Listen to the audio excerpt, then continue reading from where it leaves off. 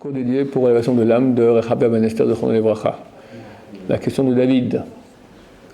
Qu'est-ce que la Torah peut nous apporter par rapport au Derech Eretz?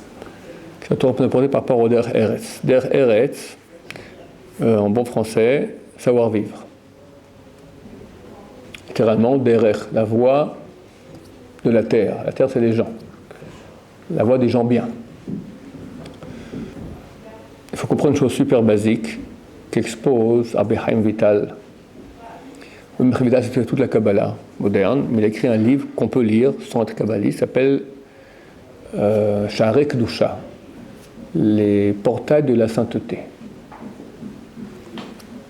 À la fin, et ça n'a pas été hélas imprimé, il explique comment atteindre Ruach HaKodesh. Qu'est-ce qu'il faut penser des noms kabbalistiques pour recevoir Ruach HaKodesh.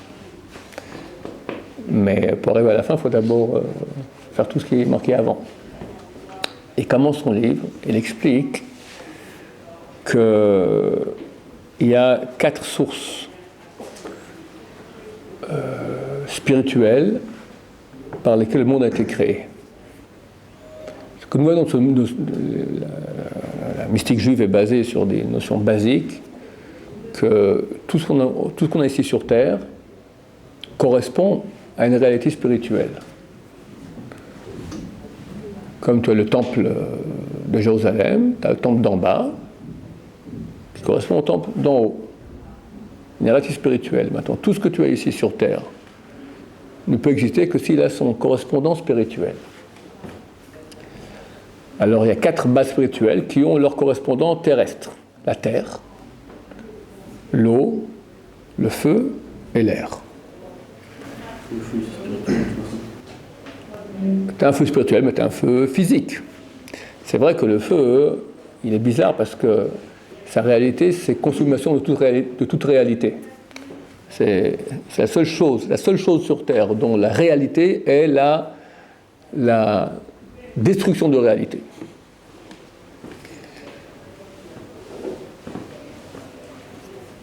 Chacun de nous, attends, je vais faire ça maintenant, j'ai oublié, on va expliquer comment on fait ça. On peut calculer d'après la valeur numérique de son nom. On peut savoir maintenant quelle source il est. Un qui est source terre, un qui est source feu, un qui est source eau, un qui est source air. Tu as des mélanges aussi. On disait ça à l'époque, Chacham Ovadia était très contre cela. Mais il y en a qui, c'est comme ça qu'ils vérifient si un couple va bien ensemble. Par exemple, terre et eau, ça va très bien ensemble. Feu et eau, why. Ou un éteint l'autre, ou un évapore l'autre. Par exemple, moi et ma femme, on n'est pas du tout fait pour être ensemble. Et Baruch Hashem, ça marche très très bien. D'accord.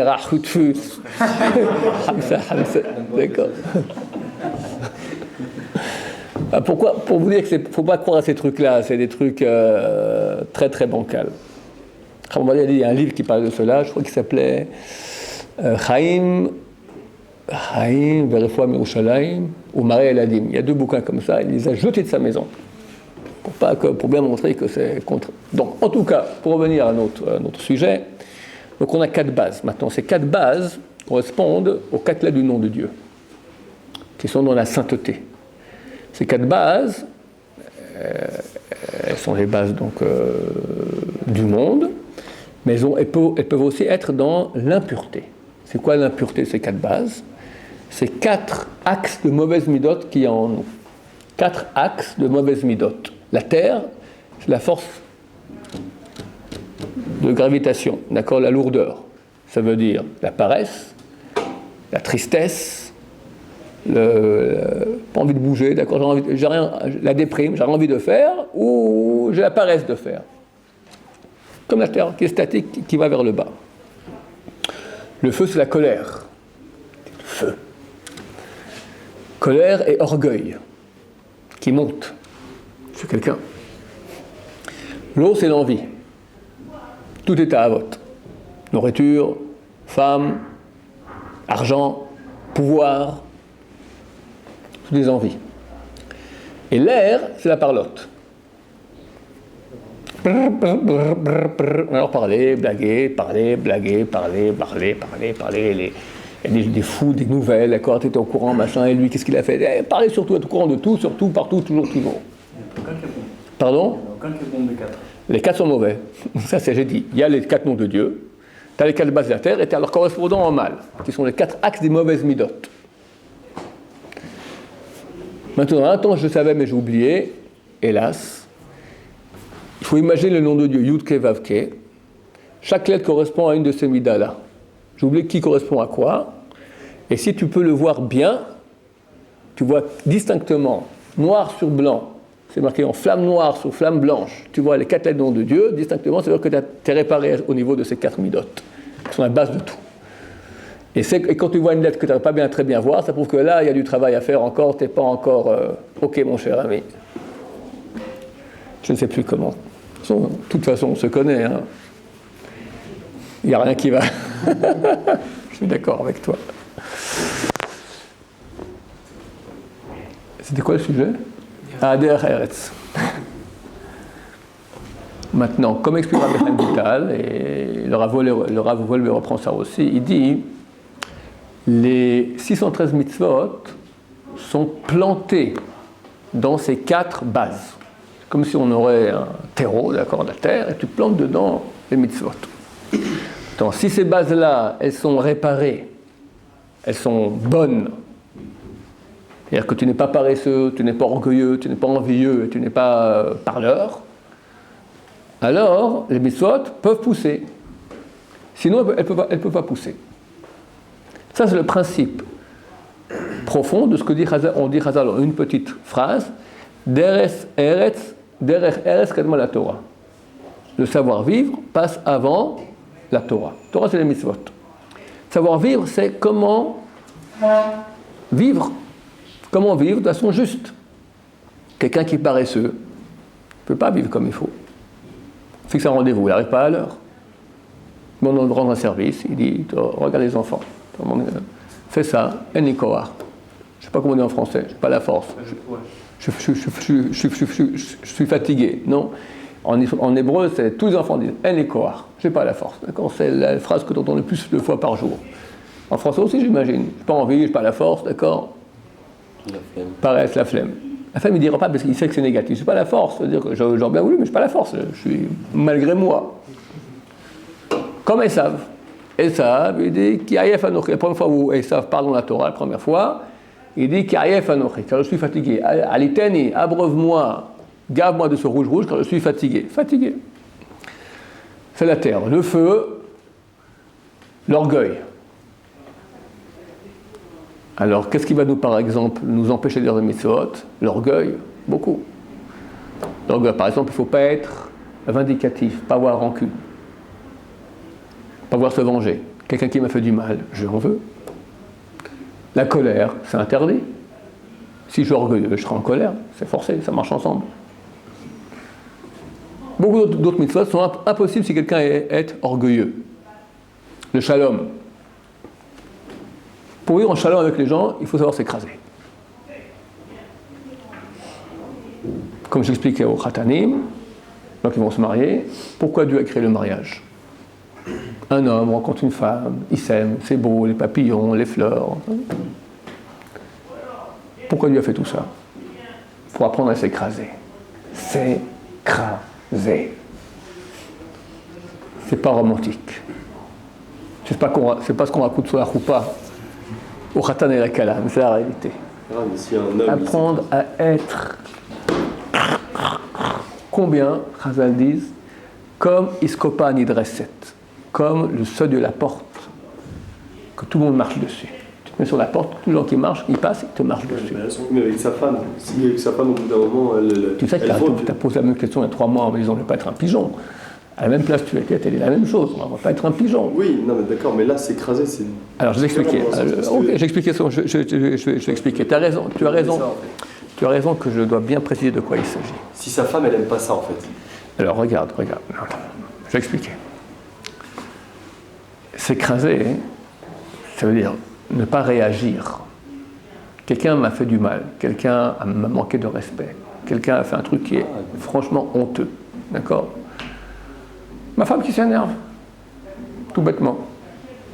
Je lui dis un truc, bon, je n'ai rien dit. J'ai une réaction, ça m'a fait un petit quelque chose. Là, c'est écrasé.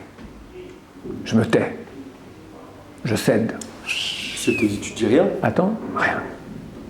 Rien. Tu lui réponds quoi? Attends. J'ai vu le principe, après on va aller sur le terrain. D'accord? Là, c'est écrasé complètement. Ça ne veut pas dire que je dois accepter tout ce qu'elle dit. Quand la situation sera plus calme, je vais lui expliquer gentiment qu'est-ce qui est juste, qu'est-ce qui est faux. Ce n'est pas une réaction. La réaction, ça vient de là.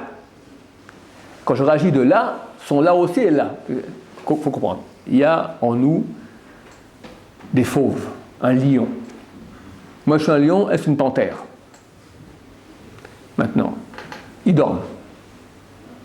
Donc, si, quand je parle, c'est l'être humain à l'image de Dieu qui parle, alors elle réagit avec son image, son être à l'image de Dieu aussi. Mais quand c'est une réaction, pas de l'image de Dieu, mais de l'animal, du lion, elle s'est créée aussi fort que moi, si pas plus, la panthère. D'accord? Aussi fort. Maintenant, quand je réveille l'animal, ça réveille l'animal. Donc, elle a réveillé son animal. Alors, si je suis un homme puissant, je dis au lion, tais-toi, écrase-toi, croise-toi. Voilà. On attend que la panthère se calme. Et là, avec la tête, à l'image de Dieu, je parle à l'autre. Image de Dieu. Le jour où tu t'es énervé, oui, je m'ai énervé. Bon, écoute, c'est pas grave, c'est vraiment pas un problème. Maintenant, parlons du sujet. Qu'est-ce que tu penses? Comme ci, comme ça, voilà. Et ça, c'est tout à fait bien. Donc, je ne sais pas que je dois accepter tout ce qu'elle dit. Mais je dois m'écraser lorsqu'il y a un réveil des pulsions animales orgueilleuses. On m'a touché dans mon orgueil. Là, il y a un travail de hanava, d'humilité, en-sof, infini. Infini. Rien. Tu t'écrases. La Torah, elle a vanté Moshe Rabbeinu. Moshe Rabbeinu, tu n'as pas eu un homme aussi grand sur terre. Il n'y a pas eu. Jusqu'à Mashiach, voilà, Hachem qui vient. Très bientôt, ben genre, ça. Elle a inventé sur quoi? C'était un sage qui connaissait toute la Torah. Tout ce que les sages d'Israël vont dire plus tard, il le savait. C'était un guerrier. Il monte sur la montagne, il prie à Hachem, et on gagne la guerre contre les pires, contre Amalek. Il est courageux, il va contre Pharaon, il prend avec lui les 70 sages d'Israël, tous se démident en route, ils n'ont pas eu de courage, lui il rentre tout seul avec Aaron, il rentre chez le Pharaon. La Torah ne prend pas de ça. Elle dit une seule chose en tant que qualité de Moshe Rabbeinu. Vaïsh Moshe Anav Meod Mekol Adam Asher Pnei Adama. L'homme Moïse est humble plus que tous les êtres humains qui sont sur la planète Terre. Humble. La qualité numéro 1 que la Torah vante, et c'est celle par laquelle elle a inventé Moshe Rabbeinu, l'humilité. C'est quoi humilité? S'écraser. J'ai pas d'orgueil, j'ai rien. Maintenant, je ne veux pas dire que j'accepte tout, on doit aller tordu dans ma maison. Non, je peux aussi dire ce que j'ai à dire, mais je ne dis pas parce qu'on a touché mon orgueil. Je dis ça parce que d'après la justice, d'après ce qui est droit, ce qui est vrai, ce qui est raisonnable de faire, c'est comme ça qu'il faut agir. Et quand je suis énervé, je ne m'exprime pas. Je peux être dangereux, je peux dépasser les limites. Quand on est énervé, on ne peut pas... Des fois, tu as raison dans ce que tu dis, mais vu que ça vient des nerfs, ça ne va pas. Un enfant, il fait une bêtise. Si tu es calme, ok, tu peux le punir des fois, c'est nécessaire, tu peux même lever la voix. Mais si maintenant tu es énervé, tu vas exagérer. Et lui, il sent très bien l'enfant. Ce n'est pas le père éducateur qui est là maintenant pour me corriger. C'est une bête énervée. Alors il reçoit le coup, il est trop petit. Mais après, il va donner le coup à ses copains à l'école. Comme son papa, l'exemple qu'on lui montre. Mais s'il voit au contraire, il fait une grosse bêtise, et son père, il dit rien, au contraire, il sourit. Et c'est pas qu'il n'est pas énervé, il est énervé. Il dit, bon, allez, on réglera ça après. Et après, il dit, bon, écoute mon cher ami, tu as fait une bêtise, tu reconnais, je dois maintenant te corriger, n'est-ce pas? Bon, tourne-toi, pique. Il a compris qu'il devait recevoir une punition, il a compris, c'est logique, c'est bien, c'est raisonnable, il est même content quelque part. Il comprend, ça c'est éducatif. Idem dans tous les domaines. Donc il faut ici travailler l'orgueil. Bon, c'est un boulot énorme, la colère, etc. La colère provient de l'orgueil. Si quelqu'un maintenant, il n'a pas géré ça en lui, comment tu peux lui dire, tu vas maintenant avoir du savoir-vivre, tu ne sais pas vivre, tu ne peux pas vivre en communauté, ça ne marche pas, pas en famille. Aujourd'hui, pourquoi tellement de problèmes de Shombaït? À cause de ça. Les gens n'ont pas été habitués à travailler sur eux-mêmes, ils ne savent pas réfréner leurs pulsions de colère, d'orgueil, etc. Et ils ne savent pas s'écraser, ils ne supportent pas, ils ne supportent pas. Depuis qu'ils sont petits, on leur donne tout ce que tu veux. Tout ce que tu veux, tout ce que tu veux. Tout ce que tu veux, tu reçois. Jour du mariage, maintenant tu n'auras plus rien, mon cher ami. T'es écrasé. Il ne tient pas le coup. Il ne tient pas le coup. Lui croyait que maintenant, depuis le mariage, il serait aux petits oignons. Non seulement maintenant, j'avais ma maman, ma copine, comment on appelle ça, ma jardinière d'enfants, d'accord, tout le monde s'occupait de moi. Maintenant, j'aurai ma femme. Elle aura 10 métiers. Femme, maman, copine, cuisinière, repasseuse, boulangère, tout ce que tu veux. Aux petits oignons. 2 mois après le mariage, je dis, ça, c'est pas, erreur. Il y a erreur dans le contrat.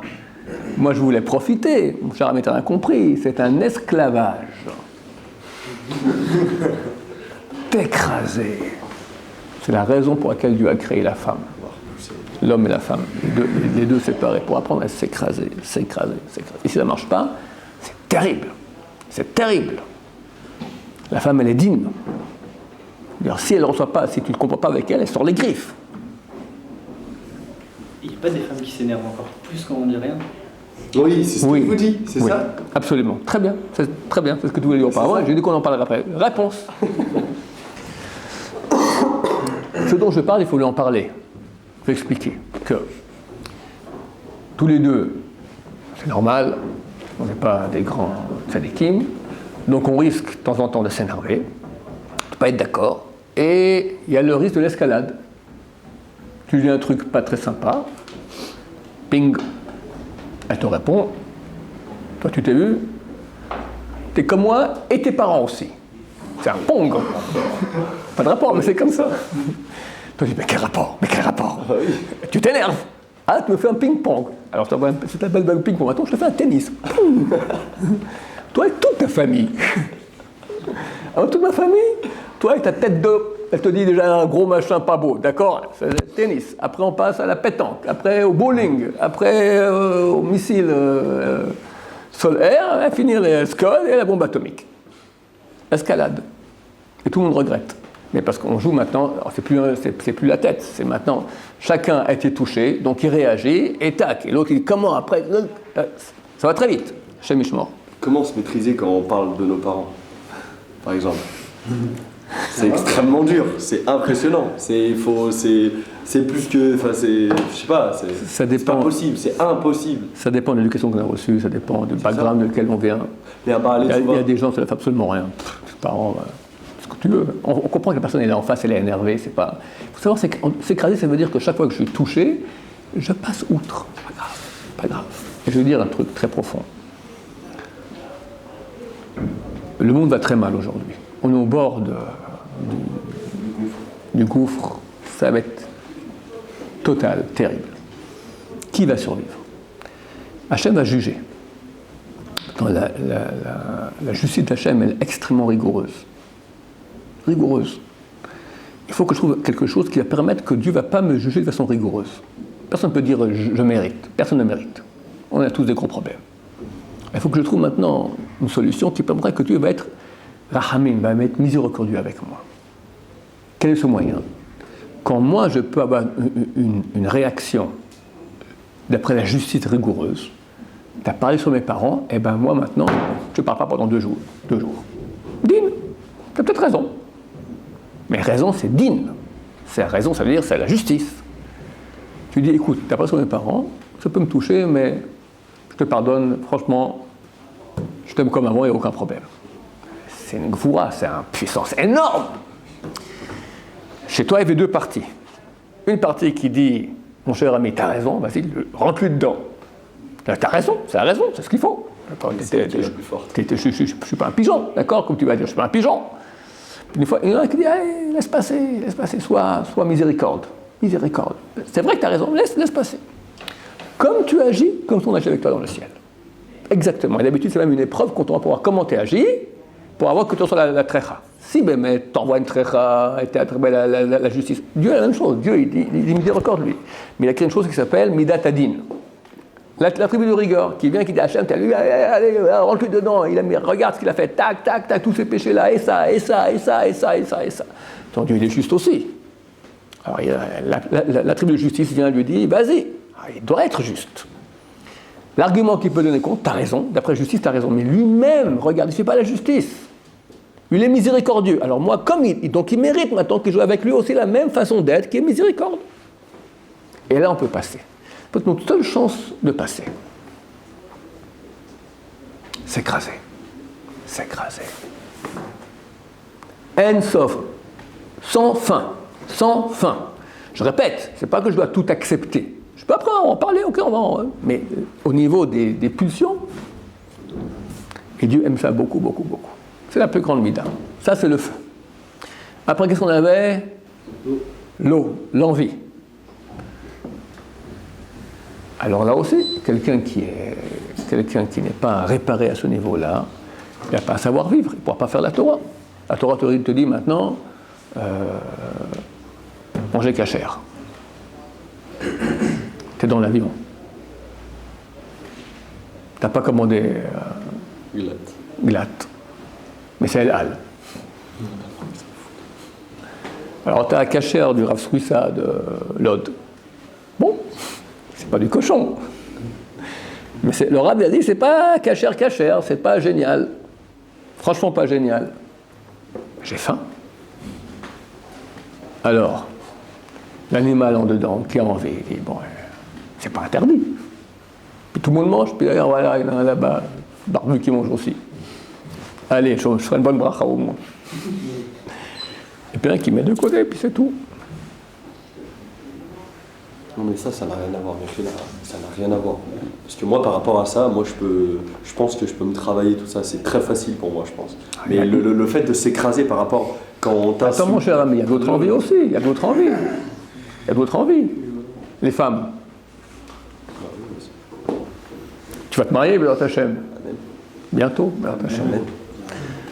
Maintenant, tu vas dans la rue, et il y a une bombe qui passe, qui n'est pas ta femme. Alors regardez ou pas. Et tu es avec ta femme. Elle ne regarde pas la bombe, elle te regarde toi. Elle voit tes yeux, trink, trink. Ben, t'es mort.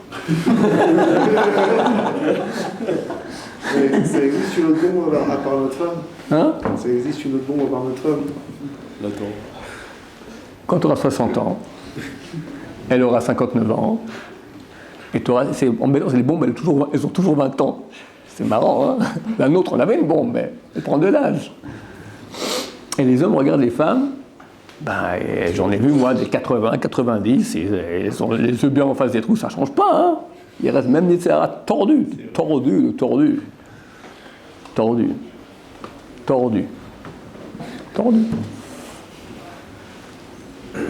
Alors, je parle maintenant de savoir-vivre, le minimum, mais c'est un travail, de ne pas regarder.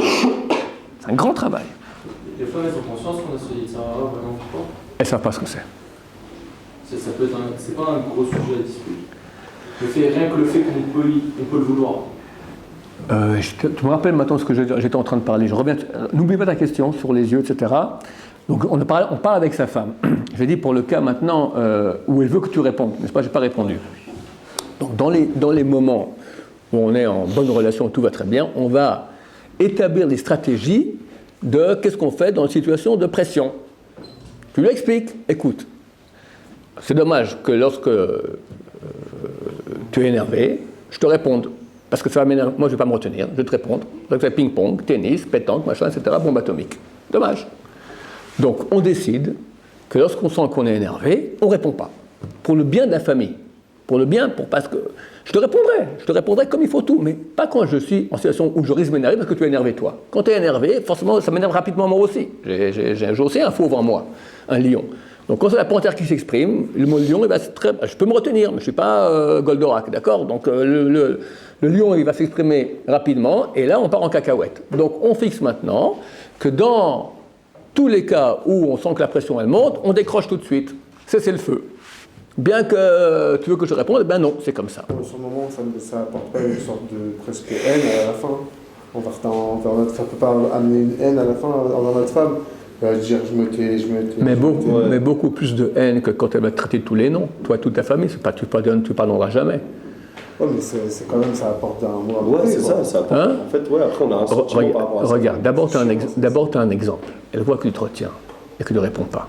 D'abord, tu montres l'exemple. Parce que tu vas réagir. Si tu sais la calmer sur place, très bien, mais comment on fait pour calmer quelqu'un? Oui, écoute, je vois que tu es énervé, c'est rien maintenant de parler, tu es dans les émotions, donc on parlera bientôt. En attendant, on parle d'autre chose. Alors, comment c'était? Voilà, tu changes le sujet. Non, je veux qu'on en parle maintenant. Oui. Mais je t'explique que si on en parle maintenant, ça sert à rien parce que tu es énervé, regarde comme tu es énervé. C'est pas raisonnable. Il faut parler beaucoup de cela dans les moments qui sont bien. Il faut répéter les choses sans cesse. Quand on arrive maintenant en situation véritable d'émotion, qu'elle sache déjà qu'on a tellement parlé du sujet qu'elle reconnaît maintenant qu'effectivement c'est plus raisonnable. Bon, c'est un apprentissage. En tout cas, c'est beaucoup mieux. Maintenant, tu auras de la haine. Ben non, à toi de travailler, pas avoir de la haine. Toi aussi, tu t'énerves des fois. Donc tu peux comprendre qu'elle s'énerve, tout à fait légitime. On n'est pas des saints. On va devenir des saints, Baruch Hashem. Ça, c'est un travail à faire, c'est un travail. Donc, ça, c'est pour ne pas répondre. Maintenant, ou non, les femmes ne comprennent, comme nous ne comprenons absolument pas l'épreuve que les femmes ont sur la tsniout. La tsniout, la pudeur, d'accord? Les femmes religieuses sont censées, enfin, toutes les femmes sont censées s'habiller pudiquement. Les femmes religieuses le savent et le font. Par exemple, une des lois importantes dit qu'on ne doit pas voir tout ce qui est plus bas que le trou qu'il y a ici. Ni les clavicules, ni les petits os qu'il y a de côté. Vous voyez que chez vous, la plupart de chez vous, c'est fermé. Alors qu'il n'y a franchement rien à voir. Je vous montre ici, c'est pas excitant du tout. Et les femmes qui devraient le cacher, et qui sont raisonnables, comprennent qu'elles ne veulent pas que des hommes regardent, devraient le cacher, c'est extrêmement dur pour la majorité des femmes orthodoxes de fermer ici comme il faut bien. C'est très rare, très rare. Et c'est tout à fait incompréhensible, irraisonnable. C'est où elle est là. Il faut pas qu'on voit, on peut voir le trou pas plus bas, et on peut pas les clavicules. C'est-à-dire que si elle a un truc qui est fermé en V comme ça, là, ça va. Si c'est ouvert et qu'on voit les clavicules, ça ne va pas. Ou ici, derrière, sur les côtés, il faut que ça, l'endroit où un collier, quand on met un collier, l'endroit où le collier s'arrête. Il ne faut pas que ça aille plus bas que ça. Très rares les femmes qui respectent cela, extrêmement rares. Elles sont orthodoxes. Elles le savent, on le répète. Il y a ces rares que nous on ne comprend pas. Rajouter 3 cm à une robe. C'est pas compliqué. J'ai le tailleur, tu vois, pas compliqué. C'est pour elles l'Everest. Donc elles doivent comprendre que, comme nous ne comprenons absolument pas leur Yetzerara, elles doivent comprendre que nous sommes un grand Yetzerara. Et que pour un homme, aller dans la rue sans regarder des femmes, c'est être presque Rabbi Akiva. C'est très, très, très, très, très difficile. C'est 1 sur 100 religieux qui arrive à le faire. Je suis gentil quand je dis ça. Religieux sérieux. Avec des ratés par-ci par-là, etc. Voilà. Ken. Il y a un piège en Israël, c'est que quand on est par exemple dans des quartiers religieux, ben, c'est que des femmes religieuses. Est-ce que pas de mater, mais juste de regarder je croise le regard, par curiosité presque, est-ce que c'est interdit Si tu n'as aucun profit, c'est permis. Mais croiser un regard, c'est chaud. Pourquoi tu croises un regard? Des séminaires, c'est interdit par exemple. Des séminaires, c'est une chose. C'est caché, hein. Non, c'est pas caché du tout. Et elles ont le droit de nous regarder? C'est pas bien. C'est pas grave comme nous, mais c'est pas bien non C'est plus. le plus dur. Pardon? Je pense que quand on arrive ici, on peut faire attention à ne pas regarder une fille mini-jupe et tout ça, mais comme on se dit, voilà, ces filles-là, ça peut devenir des filles avec qui on peut se marier. Alors mais tu la vois où? C'est ça que je comprends pas. Non, mais comment tu la vois? Je comprends pas. Tu vas dans la rue, tu regardes ça n'existe pas un truc pareil. Maintenant, dans les mariages, machin, il y a une mechitza. Alors où tu l'as vu?